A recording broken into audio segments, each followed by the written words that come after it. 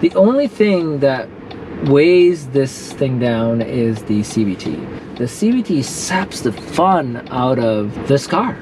It just does. All right, let me drop the gears or drop the fake gears. Here we go. Let's go. Second fake gear. Oh, it doesn't even let me shift. It just automatically shifted me.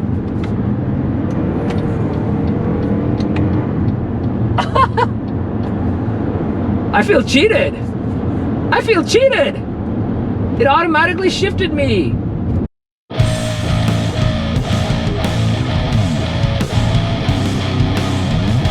All right, so today I'm driving the 2022 Lexus NX. So I'm also still getting some work done on my Lexus GX, and the dealership loaned this to me as a loaner for the day. So I'm just driving it, and yeah, so this is the new version, I guess, the second gen, or I believe it's the second gen. But yeah, so I love the light bar here. It's very nice. It's very sharp looking. I like it. I think the wheels could be a little bigger, but I mean, overall, it's really cool. Aggressive front end. I don't like the beak of the last generation. I made a video about that before, where you had that beak that was, I didn't like it at all. Maybe some people did, I didn't. The interior is nice. So this is the sorry, let me check what version this is, or trim. This is the NX 350 hybrid all-wheel drive. So again, it's a hybrid. I was kind of preferring for the non-hybrid, but this is what they had. I do like the interior. It's got that new bigger screen. I think the RX has an even bigger screen than that, the new one, but a very sharp looking interior. I do like the leather feels really good. It looks great too. It's got that two-tone interior with the tan and then the gray interior. I do like this little piece here. It's very, very sporty. It's got red stitching. It's got the little mini shifter. More on the shifter in a second. I don't really like it, but I'll put more of my thoughts on that. The back is, I mean, it's not as spacious as the RX, but you know, it is a smaller SUV. It has vents in the back. It has a USB-C ports, 2 of them, and a charge port, so that's cool. Again, you know, similar soft leather seats if I sit in here. I mean, it's got pretty good room, actually. I'm actually quite roomy in here. Comparatively, it's a small SUV. I do wish it had the panoramic sunroof. I don't know if that's an option. I'll have to check. This one doesn't have it. If it is an option, it has a regular sunroof, which is kind of large for its size. Yep. And that's a view from the rear seats, and then this is the trunk. So it has the automatic tailgate, which is cool. Pretty spacious interior. Small. It's significantly smaller than the RX. Oh, there's like a shelving system back here. More shelving. It's pretty cool. One touch close. Oh, I guess I closed and locked, so that's kind of cool. I really like this light bar. It's really cool. I believe the RX has it as well. Look at that. It has automatic folding mirrors. Now, my GX has it as well, but I have to manually press a button for it to fold. But this is the new key. And then if I unlock it, it should open up. So very cool. So now I'm going to get inside. Okay, so this is the interior review. Well, I guess I had an interior review before, but this is the driver cockpit review. Pretty big screen. Looks like a 12-inch maybe. Not too sure about that. I really don't like this gear shift. I was fiddling around trying to find reverse and drive. Park is actually a button. So let me start it up here. Hit the power button. I want to say roars to life, but more like hums to life. Or actually, you don't hear anything. Here is the new infotainment. There we go. Navigation reimagined. Our navigation has been rebuilt from the ground up. Tap the button to subscribe. Oh, okay, so you have to subscribe for navigation. I guess you have to pay for it. Oh, there you go. You have to pay for it. I mean, vehicle settings, trip information. This is a very, very snappy, responsive UI. I mean, the previous RX 350, now I didn't drive the new one, but the previous generation one was not this good. This is the new generation of Lexus Infotainment, I believe. Or there could be even a newer one with the RX, but I don't know if it's using the same OS underneath or not. Yeah, so it has the standard thing. It does have wireless Apple CarPlay, and I don't know if this is a charging pad, but it does have wireless. Oh no, I don't know. I don't think it's a charging pad, but it's hiding some extra storage space, which is kind of cool. USB-C, USB-A. It does have wireless CarPlay, like I said. It has also standard wired CarPlay. I like the fact that these climate control buttons are manual, or you can turn them. Same with the volume knob. You got, I believe you got heated seats. I don't know if you have cool seats. You do have a heated steering wheel. And so here's the button for, where is that? There we go. This is the button for Eco and Sport and Normal. The transmission, EV mode, brake hold, traction control, and I don't know what that is. Maybe stability. I have to check. Let's see. This is the. Oh look, it's got the trick. Let me get my camera there. I can open it this way. It's got the trick opening, or the passenger way. It's pretty cool. It's kind of deep. It does not seem to have. No, it doesn't have any USB ports in here. So all USB ports up here. So when I switch, so this turns. So right now it's in eco mode. So then this is what it looks like. If I push it in, it goes to normal. And then it changes. So if you can see here, there is just a hint of blue, and then it says eco over here. Now when I go to sport, it changes things a bit more drastically. It has the red accents and a tachometer, and of course it says sport here as well. So that's kind of cool. Other than that, I mean, this has got the standard array of buttons, radar cruise control, lane departure warning, which I'll test out when I'm driving. That's all your cruise control stuff, your mode select, your phone, and this does control Siri and Apple CarPlay. I'm not sure on Android Auto. It probably does have Android Auto. I just don't have an Android phone to test it out. Volume buttons, and it has these, what I think are annoying paddle shifters. I mean, but why? I'm going to test them out. Like, I don't know if this is a CVT. Again, this is a really fresh review. I haven't done research on this yet. I just want to give you the raw first take experience. Well, actually, I should say second take. I did drive it home from the dealership, but I didn't really have time to spend with it. Now I'm going to drop it off, and I thought I'll spend a little time with it. Again, if this is CVT, this makes no sense. Even in an automatic transmission, I tend to not use, like my Lexus GX460 has it. I tend not to use, not the pedals, I mean the plus minus Tiptronic selection on the gear shifter. I tend not to use it. Perhaps it's handy off-road, but again, not for on-road. I mean, these are not sports cars. Your trunk release fuel, odometer, trip meter, and your brightness. Here are your, let's see, this is one touchdown. Power windows, is it one touch? It is one touchdown for the passenger. How about, yep, they're all one touchdown. This is great stuff. Cool. Yeah, and power locks. All right, let's talk about the shifter. So now, if I want to go to drive, I think of going back, but I can't do that. Because if I go directly back, it's saying vehicle must be, oops, let me do that again. Vehicle must be in drive, shift to sport. Okay, so if I do back, and if I do back or left, it goes to neutral. I can't go back to sport. I guess from here, I guess I must go to drive. Oh, no, actually, I still have to go left and up for reverse, and then it comes up with this camera, or left and back for drive, and then park is this button. So that's very confusing. I mean, not confusing, you get used to it, but it's not intuitive. That's what I want to say. It's not confusing, it's just not intuitive. Now the parking brake does come on automatically when you hit park, and when you go back to reverse, it does disappear. So when I hit park again, it'll come up again. So that's kind of cool. Or I can disengage and engage it with this button here. Yeah, other than that, let's see if it's CVT. Let's go for a drive. All right, here we go. 2022 Lexus NX. No sound, not a surprise. This is a hybrid. Shift into reverse. This is a nice, very high resolution looking screen. Yeah. All right. So it has the electric hum, I guess. put it into drive. All right, so I'm on eco driving mode, and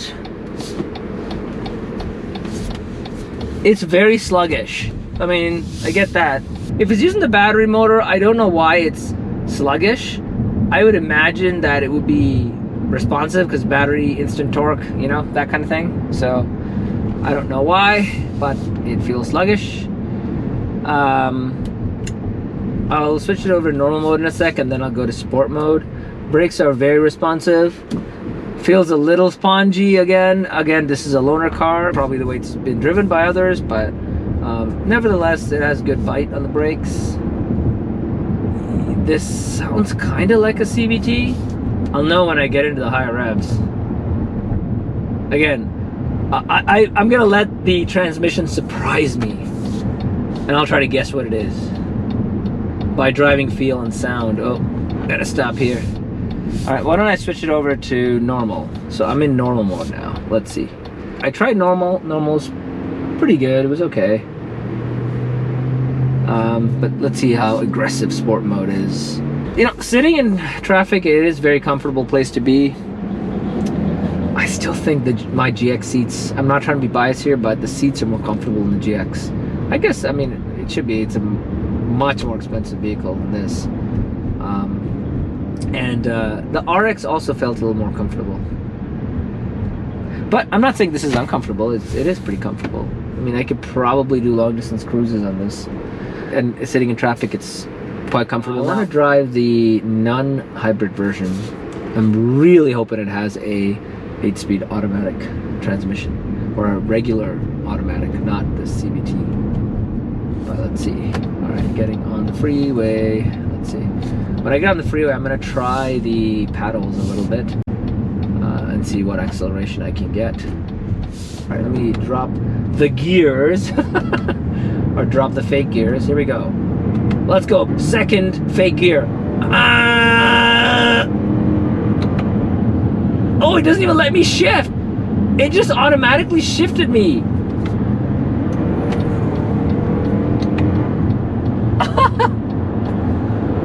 I feel cheated. I feel cheated.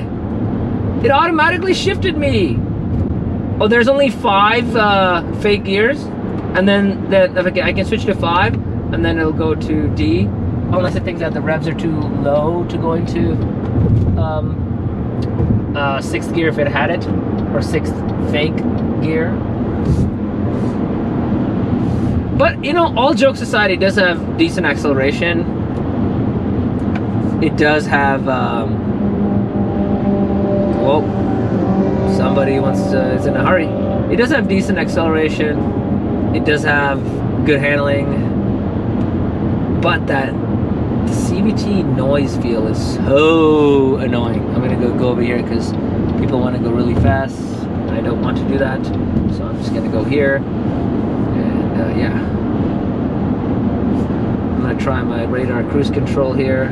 Okay, it's on. I got lane departure warning on as well, and I tried this before on my drive from the dealership, and it has a good distance check.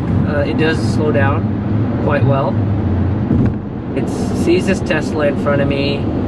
It's slowing down, but it's a little too close for my comfort. It is slowing down though. But okay, there we go. It did slow down. Sitting here on the freeway, it's pretty nice.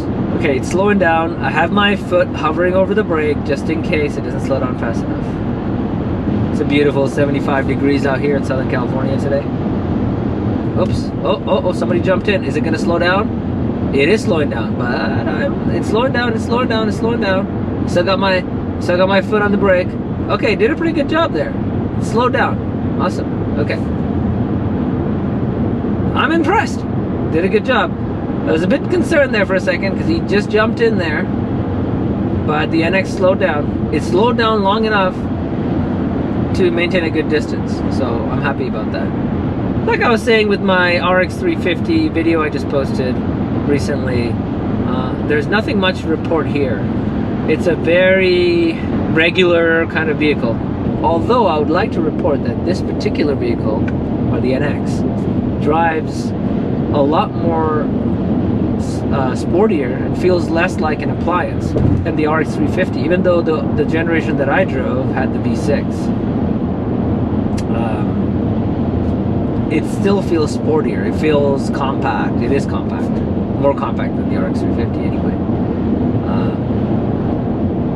Now that I've driven this, I haven't driven the new RX, so I'd like to drive the new RX 350 and see how that compares. I'd like to drive a non-hybrid version though, because I'm tired of the CVT. It is so boring, and just makes your drive like, it just saps away any excitement from this vehicle that it has. Because I mean, this has a pretty potent powertrain, even though it's a hybrid. It still has a pretty look at this. It's slowing down. I'm quite impressed. Okay, I'm gonna merge lanes here. It's speeding up. I haven't touched the gas. It's speeding up. Yeah, there you go. I'm very impressed with the radar cruise control, or adaptive cruise control. This one has more of an edge to it, I would say. It has a sportier feel. It has a how can I say, maybe more firmer suspension, I guess. It's not as soft as the RX. That's what I feel when I'm driving this. So this dash is a digital dash. It doesn't seem to have any analog features to it. Everything looks like an LED display. It does have like a ring or a circle for the speedometer, but that's also backlit to a digital display, I believe. I like the one-touch 3 flash blinkers.